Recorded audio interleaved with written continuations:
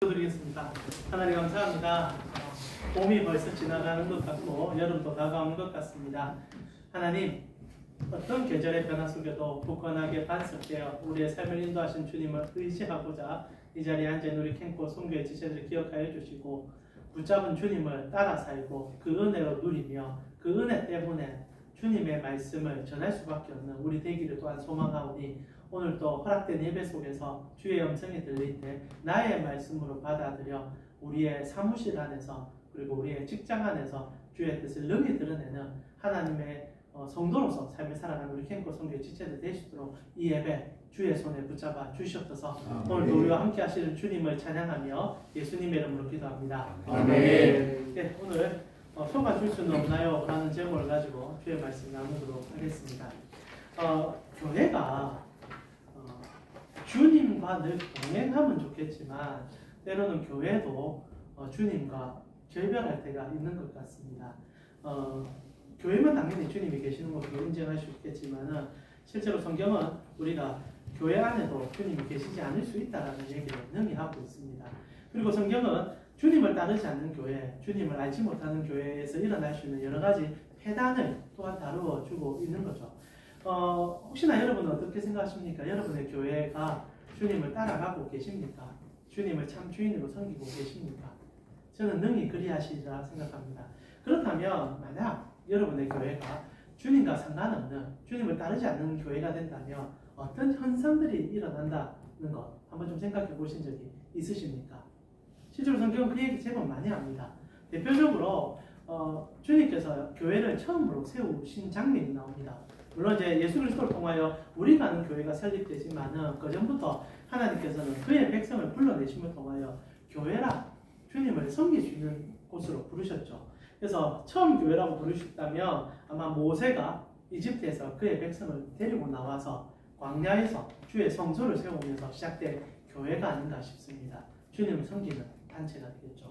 그런데 참 재밌는 게 모세가 이스라엘 백성을 데리고 나오는데 한 번, 아니 여러 번 그랬지만 처음으로 주님이 부재하는 가운데, 사실 주님은 부재하지 않습니다. 온 땅에 계시고 우리가 모두 함께 하시는데 사람들이 하나님이 부재했다라는 생각을 하고 부재하는 가운데 하나님을 섬기려고 자신들의 의지를 발휘하면서 문제가 생긴 경우가 있습니다. 혹시나 아실런지 모르겠는데 출애굽기 38장에 보면은 황금 송아지를 만든 사건이 있습니다. 혹시 아십니까? 출애굽기 워낙 유명한 사건이죠. 모르신다면 잠시 설명을 드리겠습니다. 모세가 하나님의 백성들을 데리고 나와서 광야에서 사실 이제 광야 여정을 떠납니다. 그러다가 한 1년쯤 될 때 시내산, 하나님께서 말씀을 주시는 산에 도착하게 되지요. 거기서 이제 10가지 계명을 이스라엘 백성들 전체가 듣게 되고 이스라엘 백성들이 그 10가지 계명을 듣고 나서 이건 알고 계십니까? 10계명은 이스라엘 백성 전체가 하나님 앞에 듣게 됩니다. 그러고 나서 20장 후반절에 보게 되면 이스라엘 백성들이 너무 놀래가지고 모세에게 부탁을 합니다. 우리가 하나님의 말씀을 감당치 못하겠으니 당신이 듣고 우리에게 전달해 주십시오 라고 부탁합니다. 그리고 모세는 이제 짐을 싸들고 산으로 올라갑니다. 그리고 40일 동안 하나님과 독대함을 통하여 이제 후반에 기록되는 이제 율법이라고 표현할 수 있는 것들과 제사법과 그리고 성전을 어떻게 지은지에 대한 얘기들을 듣게 되는 장면이 출애굽기에 등장합니다. 이게 제법 많이 나오죠. 그래서 출애굽기 20장 이후로 여러분이 아마 성경 읽기가 힘드실 겁니다. 뭐 만들고 부수고 뭐 어떻게 하라 이런 얘기가 많이 나오기 때문에 힘든데, 자 1차적으로 40일간 하나님과 그 이제 교제를 나누는 동안 이스라엘 백성들은 어찌 보면 하나님이 부재하신 건 아닙니다. 여전히 하나님 함께하고 계시지만은 모세라는 중간 매개자가 없다 보니까 하나님이 그들과 함께하지 않는다는 생각을 하는 것 같아요. 그러다 일이 하나 생깁니다. 성경은 어떤 표현을 쓴다면은 여호와의 기일이 다가왔다라는 표현을 써요. 우리로 표현하면 주일이 다가온 겁니다. 예배를 드려야 될 때가 됐는데 예배 인도자인 목사라고 부를 수 있는 모세가 없으니까 이 백성들이 어떻게 해야 될까를 고민하기 시작합니다. 그러다가 만든 게 뭐냐? 황금 송아지입니다. 황금 송아지, 이제 아론을 통해서 이제 이스라엘 백성들이 부축했는지 모르겠지만 아론을 위시해서 당일날 이제 금으로 만든 송아지를 만들어가지고 예배를 하기 시작하고, 그때 때마침 40일이 되어서 모세가 내려가는 과정 속에 하나님께서 너희 백성이 나를 떠났다라고 얘기하기 시작했다는 거죠. 자, 재밌는 게 뭐냐? 여기서 우리가 볼 수 있는 게 이스라엘 백성들이 하나님이 부재한다는 생각 속에 자신들의 마음속에는 하나님을 만들어냈다는 겁니다. 그리고 그 만들어낸 형상이 황금으로 만들어진 송아지였다는 거예요. 재밌지 않습니까? 하나님은 출애굽기 20장에 다시 한번 말하지만 10가지 계명은 이스라엘 백성 전체가 들었습니다. 다 들었어요. 그래서 하나님께서 우상을 만들지 말라는 얘기를 하셨다는 것을 다 알고 있습니다. 그러나 40일 동안, 길지도 않습니다. 딱 40일 정도 될 때 하나님이 우리와 함께 하지 않는다. 그러나 예배는 드려야 된다. 이거 희한한 거죠. 예배 왜 드립니까? 하나님 만나려고 드리는 거거든요. 근데 하나님이 안 계시니까 하나님을 만나야 되니 만들어서 만나자는 생각을 했다는 겁니다. 이게 왜 중요하냐면 오늘날 여러분의 교회가 이런 일들이 일어날 수 있기 때문에요. 주일은 다가옵니다. 설교도 해야 되고 목사는 주일을 인도해야 됩니다. 그런데 이 교회에 하나님이 안 계신 거예요. 그럼 우리가 어떻게 하느냐? 만들어내요, 하나님을. 그러면 만들어낸 하나님이 어떤 모습이냐? 이것이 이제 황금 송아지라는 겁니다. 사실 하나님이 왜 형상을 만들지 말라 하신 줄 아십니까? 뭐 여러 가지 이유가 있겠지만은 하나님은 어떤 형상 속에 담을 수가 없거든요. 하나님은 정말 풍성하십니다. 정말 모든 것을 다 아우르시는 분이에요. 그래서 형상이 없으셔야 합니다. 여러분이 어떤 생각을 하든 무슨 추구를 하시든 어떤 모습을 생각하든 그 안에 하나님이 다 있습니다. 그런데 사람이 하나님을 만들려고 하니까 하나님의 부재, 하나님이 우리와 함께 하지 않는다는 인식을 하자마자 만들어낸 것은 단일한 형상이었다는 거예요. 딱 하나의 형상을 만들어냅니다. 그리고 그것이 우리가 생각하는 단 하나의 목적이라는 거죠. 그게 뭡니까? 황금 송아지라는 거예요. 두 가지 중의적인 의미가 좀 들어가는데 먼저 송아지를 만든 거예요. 이 송아지를 만든 것은 단순합니다. 이게 오늘날 누가 황금 송아지 만들겠습니까? 물론 송아지 만들죠. 황금은 알지만 구리 송아지 만들더라고. 저기 미국에 무역센터 가면 구리 있지 않습니까? 그거 왜 만들었을까 이런 생각하시면 사실 같은 맥락으로 생각해요. 캠프 이 BIFC 앞에도 황금 송아지는 알지만 소 한 마리 있지 않습니까? 네. 있죠. 그것도 비슷한 의미인 것 같아요. 보통 소라는 이미지가 이집트부터 전화된 것 같은데 다산과 부유의 상징입니다. 그래서 이집트에는 여러 신들 가운데 상위 신들은 적어도 3개 이상의 소의 형상을 갖고 있어요. 그래가지고 그 신을 섬기면 출산도 많이 하고 그리고 재물도 많이 들어온다는 거죠. 그래서 그 소를 섬기는데 재밌는 게 뭐냐? 소를 금으로 만든다는 거죠. 자신의 마음의 표상입니다. 다산과 복을 받고 싶은데 그 마지막이 뭐냐? 금이라는 거예요. 변하지 않냐고. 우리에게 즐거움을 주며 있기만 하면은 사라지지 않을 것 같은 그 검이 아니죠. 금을 만들어 놓고 그것이 하나님이다라고 외치는 겁니다. 자, 중요한 거는 하나님이 떠나 있다라고 생각하는 교회. 하나님은 떠나지 않습니다. 교회를 떠날 수가 없어요. 하나님은 온당히 함께 하십니다. 그러나 인간들이 하나님이 우리와 함께 하지 않는다라는 착각 속에 자신들이 만든 신이 이 금신상이라는 거죠. 금 모양의 황금 송아지라는 겁니다.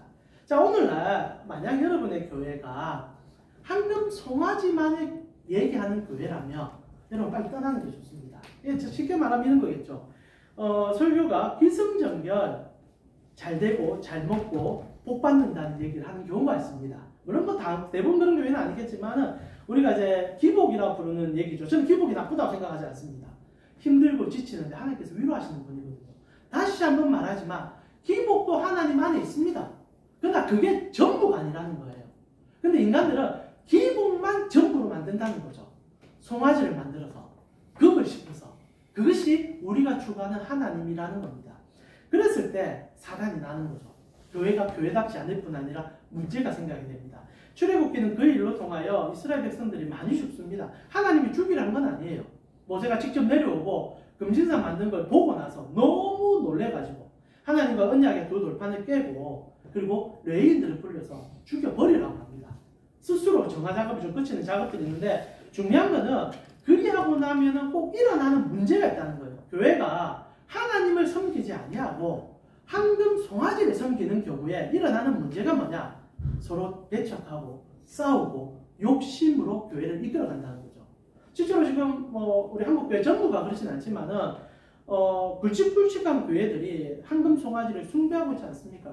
자주 말씀드리는 분이라 이제 더 이상 말하는 것도 좀 부끄러운데 우리 정강훈 목사님 너무 황금 송아지를 너무 사랑하셔가지고 이번에 시급했지 않습니까? 지금 송아지 한번 잘 해보려고 저기 재건축 하는데 교회 하나 딱 안 받겠다가 지금 다시 소송 걸려가지고 이제 돈 한 번 못 받게 되는 상황이 생겼는데 실제로 이제 무엇을 생각하고 무엇을 추구하느냐에 따라서 그 교회의 본질이 드러나는데 드러나게 되면 꼭 현상이 일어나요. 싸웁니다. 그리고 뭔가 문제가 생깁니다. 그리고 나아가 문제를 통하여서 교인들이 즐거움이 없어집니다. 그래서 뭐 사랑제일교회 같은 경우에 여러분이 보실 때 그 교회가 즐거워 보입니까? 맨날 전투해요. 뭐 어떻게 하든 뭐 정권 때문에 싸우는 문제 아니라 그 교회를 사수하기 위해서 화염병도 던지고 서로 다툼도 하고 매 송사하고 재판하고 이게 교회입니까? 근데 이런 교회가 생각보다 많다는 거죠. 오늘 고린도 교회가 그리 되고 있습니다.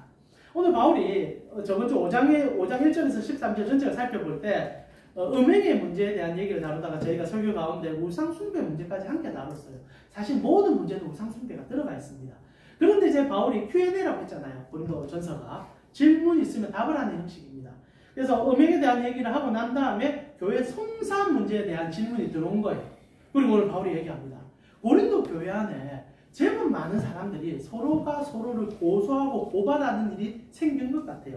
1장 1절에서 3절까지 이렇게 되어 있지 않습니까? 6장 1절입니다. 2절까지만 볼게요. 너희 중에 누가 다른 이와 더불어 다툼이 있는데 구태여 불의한 자들 앞에서 고발하고 성도 앞에서 하지 아니하느냐? 성도가 세상을 판단할 것을 너희가 알지 못하느냐? 세상도 너희에게 판단을 받았거든 지극히 작은 일 판단하기를 감당하지 못하느냐? 교회 안에 분쟁이 일어날 수는 있습니다. 근데 이게 소송까지 간 거예요. 로마 시대에 지금과 비슷한 법체계를 이제 가지기 시작했지 않습니까? 그러니까 그 당시 때도 변호사가 있었거든요. 판사도 있고. 그러니까 이제 교회 안에서 일어난 문제니 교회 안에서 해결하면 좋은데 해결이 안 된다는 거예요. 그러니 어떻게 합니까? 세상 법적으로 가져가서 세상의 심판을 받겠다는 겁니다. 실제로 근데 이게 한국 교회 현상이거든요. 아실지는 모르겠지만은 지금 뭐 서울의 대형 목폼들은 교회 전담 변호사들을 한 명씩 다 두고 있답니다. 그래서 교회를 잘 알고 교회 문제, 세상 문제가 조금 다르니까 다루기가 번거로우니까 거기를 전담하는 신앙인인 변호사가 계세요. 그러면 제법 있다 하더라고요. 그래서 생각보다 소송이 줄을 이루고 있고 그렇게 하면서 교회 안에 여러 가지 분란이 일어난다는 거죠. 그러나 물론 소송 자체가 꼭 동반 문제되지는 않을 수 있습니다. 뭐 교회 안에 여러 가지 권력적 문제라든지 아니면 교회 뭐 부임선정 문제라든지 아니면 토지 분쟁 문제라든지 있을 수 있겠지만 그러나 여러분 잘 알잖아요. 결국 따져 들어가 보면 그 속에 내면에 숨겨져 있는 황금 송아지 아시잖아요. 결국 많은 소송 결국 돈 문제고 그리고 돈으로 일어나는 문제라는 거죠. 사실 바울이 오늘 하고 싶은 얘기는 소송의 문제이지만 그 속에 내면이 감추어져 있는 우상 문제, 황금 송아지 문제라는 겁니다. 실제로 고린도 교회는 돈이 모든 것을 좌우하는 교회를 해도 과언이 아니었을 겁니다. 여러분 교회가 왜 소송하죠? 이권이 달려있으니까. 이권에서 내가 선점하고 싶으니까 소송을 하는 걸 겁니다. 실제로 고린도 교회는 돈 문제가 너무나 치열할 줄로 성도의 삶에 깊숙이 닫혀있게 있었습니다. 우리가 저번 주에 한번 살펴보았지만 음행 문제 있었지 않습니까? 음행 문제가 왜 덮였다라고 생각하십니까? 그것도 말도 안 되는 음행의 문제거든요. 5장 1절 한번 살펴보면 이렇게 되어 있지 않습니까? 주부에 없을 겁니다. 제가 한번 읽어드릴게요. 너희 중에 심지어 음행이 있다 함을 들었으니 이런 음행은 이방인 중에도 없다. 누가 그 아버지의 아내를 취하느냐. 그러니까 부자가 한 여자를 같이 취했다는 음행의 문제가 고린도 교회 안에 있었다는 거죠. 문제는 이게 바울까지 전달됐다는 겁니다. 아마 바울에게 가는 과정 속에 세상 법정의 문제까지 간 것 같아요. 일반 성도들 가운데 일부가 도저히 용납이 안 되니까 교회 안에서 거론을 한 겁니다. 해결하자. 이게 도대체 주님의 몸된 교회 안에 있을 수 있는 일이냐. 근데 고린도 교회가 덮어버린 거예요. 덮어버린 겁니다. 그리고 덮어놨고 나니까 해결이 안 되니까 소수일 것 같아요. 정말 소수가 너무 답답하니까 세상 법정에 고소도 하고 그리고 바울에게 편지 써서 선생님 찾아오셔서 좀 해결도 좀 해주십시오. 그러나 해결될 요량이 없다는 거죠. 왜 해결이 안 됩니까? 이 부자가 돈이 많기 때문입니다. 부자이기 때문입니다. 그러니까 교회가 이들이 가지고 있는 힘과 권력 안에서 눈치를 보는 거죠. 그래서 그 얘기를 제가 한 2주 거쳐 했었습니다. 그러나 많은 신학자들이 이 부자의 문제가 소송 문제로 또 전이된 이유 중에 하나를 이렇게 해석합니다.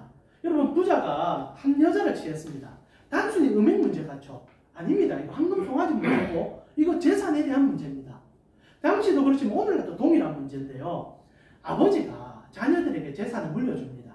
근데 이때도 어떤 법이 있었냐면 이제 보통 부인에게 재산을 물려줄 수 있지 않습니까? 근데 보통 이제 첩에게도 재산을 물려주는 경우가 있습니다. 이제 아버지 마음인 거죠. 많은 신학자들이 어떻게 생각하느냐, 이 음행 문제가 왜 생겼을까? 단순히 적극적으로 육체의 정욕을 못 이긴 것도 문제가 될 수 있지만은 불 안 끄셔도 됩니다. 불 안 켜셔도 괜찮습니다. 가급적이면 저희 얼굴을 안 보시는 게 여러분이 주의 말씀에 듣는데 도움이 안 되시겠습니다. 한 번씩 저는 생각합니다. 우스갯소리지만 제가 좀 더 잘생기고 좋은 몸을 가지고 왔으면 아마 지금같이 이렇게 황금 송아지 얘기 안 할 것 같아요. 켜지 맞습니다 하는 얘기. 아마 저는 저의 몸과 저의 얼굴을 가지고 목회를 안 했겠습니까? 하나님께서 다 가져가셔가지고 감사하게도 그래서 하나님만 얘기할 수 있는 여러분 눈빛이 이상합니다. 하여튼 뭐 이제 그래서 황금 송아지 사건으로 왜 이 음행 문제가 전이될 수 있냐면 뭐 아까 말한 것처럼 상속 문제와 연관이 될 수 있다는 거예요. 그러니까 이제 첩에게 돈을 물려주는 경우가 생긴 겁니다. 아버지가 생존하는지 모르겠어요. 근데 아들이 아버지의 재산이 첩에게 물려가니까 그 첩을 취하게 된 겁니다. 어떤 방식을 쓴지 모르겠지만 다른 말로 표현하면 첩에게 간 그 돈을 아들이 가지려고 한 거죠. 그러다 보면 당연히 무슨 문제가 생기겠습니까? 형제 안에서도 고소고발이 있을 수 있고 교회 안에도 문제가 생길 수 있겠죠. 이 문제는 실제로 5장에 있는 이 음행 문제는 소송 문제와 연관성이 있다는 얘기죠. 사랑하는 우리 캠퍼스 지체 여러분, 결국 음행 문제, 소송 문제, 그리고 교회 안에는 크고 작은 분란의 문제, 다 그 중심에 뭐가 있느냐? 황금 송아지를 숭배한 교회 문제가 있었다는 겁니다. 모두가 부자가 되고 싶고 모두가 최고가 되고 싶고 나만 잘 살고 싶어하는 문제 속에 하나님을 저급하게 송아지로 끌어내린 그들의 예배 형태 속에 이 문제가 드러났다는 거예요. 바울이 너무 마음 아파하는 겁니다. 그러면서 너희가 왜 판단하지 못하느냐? 1절에서 2절에 판단 이건 아닙니까? 세상 법정에 소송하기 이전에 너희가 능히 판단하고 능히 해결할 수 있는데 왜 못하느냐? 근데 여기서 중요한 관점을 잡아야 됩니다. 그럼 교회는 어떤 판단을 해야 됩니까? 교회는 어떤 정치적 입장을 가져야 됩니까? 바울이 그 얘기를 하고 싶은 거거든요. 그럼 세상에서의 재판과 세상에서 치료하는 방법과 교회에서의 재판과 교회의 치료는 뭐가 다릅니까? 여기서 바울이 하고 싶은 복음의 본질이 드러납니다. 여러분 함께 오늘 본문의 제목이기도 하지만은 오늘 바울이 이런 얘기를 하잖아요. 7절입니다. 중요한 구절이라 생각해요. 같이 한번 읽어보았으면 좋겠습니다. 7절입니다. 같이 읽겠습니다. 너희가 기차 고발함으로 너희 가운데 이미 뚜렷한 허물이 있나니 차라리 불의를 당하는 것이 낫지 아니하며 차라리 속는 것이 낫지 아니하냐. 무엇을 교회 안에서 판단하느냐? 알면서 속는 것을 판단하라는 얘기입니다. 이 중요한 복음의 얘기예요. 여러분 복음을 아는 사람들은 하나님을 아는 사람들이고 하나님은 이 땅의 모든 것인 것을 아는 자들입니다. 황금 송아지를 숭배하는 자들이 아니에요. 때로는 돈이 없어도 때로는 권력이 없어도 주님 안에서 능히 행복할 수 있는 자들을 아는 것을 그리고 그 힘으로 살아가는 자들이 교인이라 이 말입니다. 그런데 어떻게 판단하기를 세상과 똑같이 판단해야 하는 거예요. 바로 하고 싶은 얘기인 겁니다. 속아주면 안 되냐는 얘기예요. 알면서 모른 척 해주면 안 됩니까? 쉽게 표현할까요? 소송 문제에 돈이 걸려있습니다. 적은 금액의 문제가 아니에요. 제가 실제로 경험한 일인데 교회 안에서 실제로 돈 문제로 자주 싸우더라고요. 여러분의 교회는 어떻게 모르겠는데 제가 있었던 교회는 장로님께서 사업이 잘 안 되셔서 성도들에게 돈을 많이 빌렸습니다. 지금 크게는 1,000만 원 단위에서 억 단위까지 빌린 장로님이 있습니다. 사업체가 잘 될 때야 갚아줄 수 있었겠지만 장로님께서 사업체가 힘들다 보니 돈을 끌었었는데도 사업이 잘 안 되셨어요. 그리고 나서 이제 문제가 생기기 시작합니다. 성도들이 믿고 빌려줬어요. 근데 성도들 사이에서도 저는 그거 그때 처음 알았는데 이자율을 정확히 계산하고 빌려주더라고요. 이게 사실 상식이죠. 그래 당연히 해야 되겠죠. 그러나 속아주면 안 됩니까? 여러분 성도들 사이에서 그냥 무이자로 빌려주면 안 되나요? 안 되죠. 될까요? 안 되죠. 지금 제가 황금 송아지와 예수님 사이에서 왔다 갔다 하는 겁니다. 고민하게 돼 있는 거죠. 그러나 중요한 거는 뭐 그렇게 하다가 이자까지 쳐서 빌려줍니다. 물론 장로님께서 이자도 쳐주게 얘기를 했겠죠. 합당한 방법 안에서 처리되는 게 뭐가 문제가 되겠습니까? 그런데 이제 장로님 못 갚아주니까 성도들이 이제 원성이 나오기 시작했고, 왜 안 갚아주냐 하니까 이 장로님이 얼굴을 싹 바꾸기 시작한 겁니다. 장로라는 교회 안에 힘을 사용하면서 성도들에게 오히려 큰 소리를 치기 시작하는 거예요. 네가 내 돈 받아갈 요량 있냐? 이런 식으로 아예 대놓고 얘기를 시작한 겁니다. 그래서 성도들이 상처를 받기 시작한 거예요. 그러다 이제 목사님 찾아갔습니다. 목사님 이거 해결해달라. 목사님 해결 못합니다. 어떻게 해결합니까? 목사님 대신 돈 갚아줄 수 있는 것도 아니고, 장로님 불러서 따르니까 장로님 오히려 더 목사를 막 힐난하고 책망하고 교회가 콩가루가 되어버립니다. 그렇다고 그 목사님이 깨끗한 목사도 아닙니다. 사실 그분도 워낙 돈을 좋아하는 분이라, 한금 송아지 설교를 워낙 많이 하신 분이라 제가 볼 때 결국 손뼉이 맞으신 거죠. 돈에 대한 얘기들을 참 많이 하는 교회다 보니 성도들 안에 돈으로 자신의 권위를 사고 있었고, 그런 과정 속에 돈으로 자신의 권위를 샀던 장로님께서 성도들이 돈을 빌리다가 교회가 문제가 생겼다는 겁니다. 결국 그 교회는 세상 목적으로 가진 않았어요. 그러나 교회가 거의 박살나다시피 박살났고, 나중에 이제 장로님께서 이제 궁극하게 돈을 갚아주면서 다른 교회로 떠나게 되는 사건까지 일어나게 됐는데, 하고 싶은 얘기는 이겁니다. 사랑하는 우리 캠프 성도의 지체 여러분, 이게 교회입니까? 이게 교회입니까? 저는 아니라고 생각해요. 여러분, 처음에 물론 여러분 돈 빌려주는 거 하면 안 됩니다. 교회 안에서 금전 거래하면 안 되겠지만, 만약 너무 힘들어 보인다, 정말 뭔가 필요할 것 같다, 속아주세요. 그 얘기 하고 싶어요. 교회이기 때문에 속아주세요. 이 사람 못 갚을 거 알면서도 빌려주면 안 됩니까? 손 들리면 빌려주지 마세요. 아예. 그러나 정말 이 사람이 너무 교회 안에서 귀한 지체인데, 이 사람이 지금 하는 말은 결국 다 거짓말이 될 겁니다. 돈 앞에 장사 없습니다. 여러분, 돈 가지고 허풍 떠는 사람들, 제가 볼 때 100에 100은 다 거짓말쟁이 애들이에요. 거짓말 하고 싶어서 하는 게 아니라는 겁니다. 돈은 무시한 힘을 갖고 있어요. 사람을 속이게 만들고요, 한금 송아지를 우리가 만들지만 송아지는 우리를 끌어갑니다. 돈은요, 교회를 파괴시키고 무너뜨리는 힘이 있어요. 그래서 예수님께서 오죽하면 돈과 자신을 빗대어 경쟁자로 얘기하시겠습니까? 그러나 성도가 이걸 이기는 방법은요, 소송하고 싸우는 게 아니라 속아주는 거예요. 속아줘야 돼요. 손해보셔야 됩니다. 그냥 빌려주세요. 근데 이 사람이 거짓말을 합니다. 속아주세요. 이게 손해 때문에 하는 게 아니라 예수님 때문에 그렇게 하셔야 돼요. 하나님 나라 때문에 그렇게 하셔야 되는 겁니다. 그래서 바울이 얘기하는 거예요. 한 번쯤 속아주면 안 되나? 왜 소송을 거는데 손해본 거 안다? 억울하지. 억울한 말 풀 데 없지. 그러나 한 번만 속아봐. 속아주고 하나님께 나아가서 너의 억울함을 얘기해. 그리고 바울이 간증을 시작합니다. 이게 마지막 구절이거든요. 바울은 이런 교회를 경험한 거예요. 속아주는 교회에 있어 본 겁니다. 여러분의 교회는 속아줍니까? 목사가 속아주고 성도가 속아줍니까? 뭔가 문제가 생기면 아는데도 모른 척 해줍니까? 죄를 덮어주라는 얘기가 아닙니다. 바울이 지금 죄를 안 덮거든요. 음행 죄 다 끄집어냅니다. 그러나 마지막에는 속아주라는 거예요. 사람의 연약함을 이해해주라는 거예요. 바울이 뭐라고 합니까? 마지막 구절 한번 볼까요?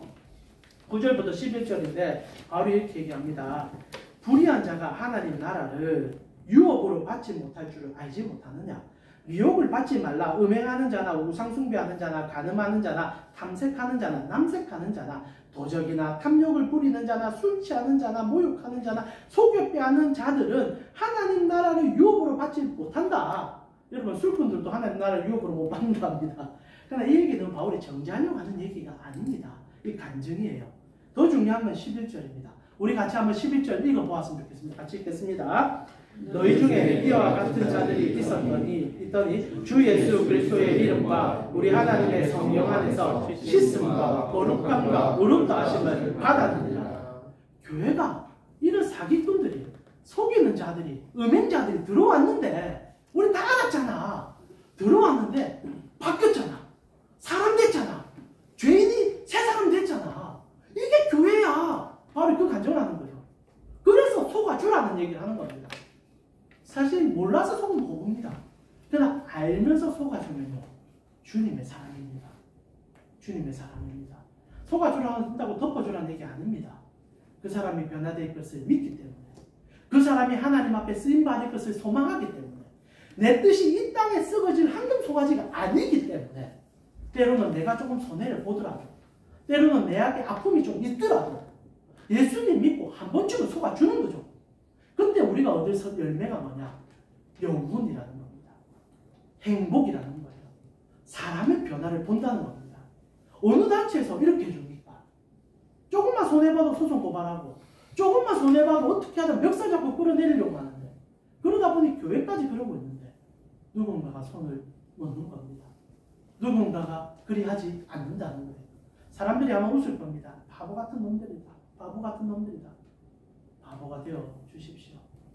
여러분은 누구의 판단을 받기 원하십니까? 갈라디아서 2장에 바울이 얘기합니다. 내가 사람에게 좋게 하려 하면 나는 하나님의 종이 아니다. 나는 하나님을 즐겁게 해주기 위한 하나님의 사자다. 얘기했었습니다. 오늘 우리는 교회가 여러 가지 기로 속에 서 있는 과정 속에 여전히 황금 송아지를 숭배하고 있는 교회들을 바라보고 있습니다. 그러나 여러분은 함께 예배드리는 과정 속에 알고 계시라 생각합니다.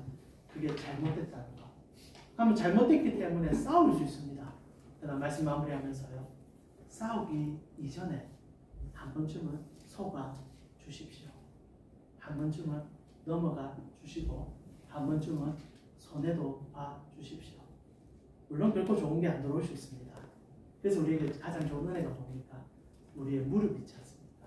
주님께 나아가서 기도하시고 그 억울한 물어보시고 그리고 주님이 채워주는 은혜를 경험하면요. 신앙의 본질이 달라질 겁니다. 진짜 모든 근원이 어디서부터 오는지를 발견하게 될 것입니다. 사랑하는 우리 캠프 성도 여러분, 한 번쯤은 속아 주십시오. 같이 한번 기도하면서 마무리했으면 좋겠습니다. 교회가 예수를 믿어도 다른 게 없어졌어요. 오늘날 여러분이 보실 때 여러분의 교회 안에 있는 성도들과 세상에 있는 직원들과 차이점이 있습니까? 아니, 오히려 더한 차이점이 생기고 있어요. 교인들이 더합니다. 교인들이 돈을 더 사랑하고 하나님을 통해서 더 욕망을 성취하려고 해요. 그래서 오히려 세상들이 이제 우리를 향해 손가락질을 합니다. 그러나 여러분 아셔야 돼요. 그 하나님을 믿는 게 아닙니다.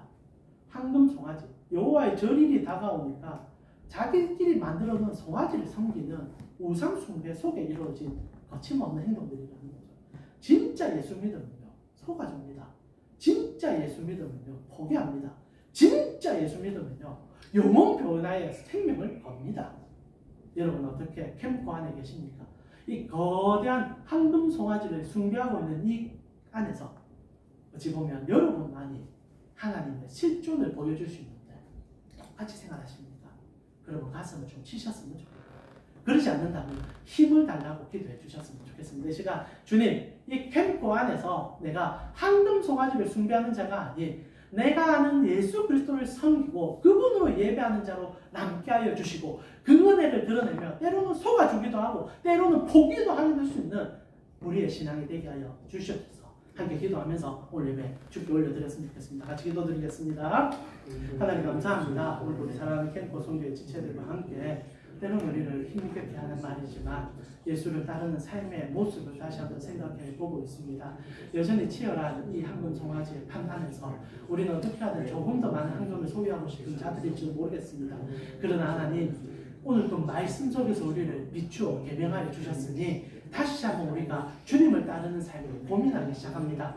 주님 우리의 연약함을 아시는 하나님께서 오늘 또 주의 말씀 우리에게 빛을 비추어 주시고 세상과 다름이 내 안에 있게 하여 주시고 그 내 안에 있는 다름이 세상 속에 보여질 수 있도록 우리 캠프 성도의 지체들 한 분 한 분 주님 만져주시고 채워주셔서 세상이 주는 그 얄팍한 하나밖에 없는 행복이 아니라 무한하고 풍성한 주님 안에서 있는 행복을 누리고 그 행복 속에서 배워 복음이 전해질 수밖에 없는 삶을 살아가기 원하는 우리 성도의 지체들에게 하나님께서 오늘도 강건하여 붙잡아 하나님의 역사를 다하여 주시옵소서. 주님 참 우리의 이 진호의 지체들 너무너무 보석 같은 분들이시고 그리고 이 캠프 안에 하나님의 유일한 소망인 것을 알고 있습니다. 하나님 이렇게 예배를 드리면 또 각자 초소에서 황금 송아지만을 볼 수밖에 없는 그들에게 다가가 그 가짜 행복이 아니라 가짜 추구사항이 아니라 진짜의 삶으로 살아내며 그 행복을 보여주고자 결단하고자 이 예배에 참석했었습니다. 하나님 힘을 더하여 주시옵소서. 하나님 은혜를 허락하여 주시옵소서. 그래서 지치지 않게 하여 주시고 일어날 수 있도록 때로는 그 거침없는 황금 송아지 때문에 넘어지려면 주님께서 꼭 안아주시고 정말 그 속에 말씀 들려주시고 그리고 세상이 볼 수 없는 은혜도 허락하여 주셔서 일어나 달려가는 그래서 세상이 능치 못하는 캠프 안에서 하나님의 능력을 드러내는 우리 지체들 될 수 있도록 인도하여 주시옵소서. 지금은 우리 주 예수 그리스도의 은혜와 하나님 우리 아버지의 무한하신 사랑과 성령님의 감화감동 교통케 하시니 주를 사랑하기에 주님의 방법대로 살고자 결단하는 캠코 선교의 지체들 머리 위에 지금부터 영원토록 함께 있을지어다. 네. 여러분 예수로 사신 여러분 되기를 기도하겠습니다.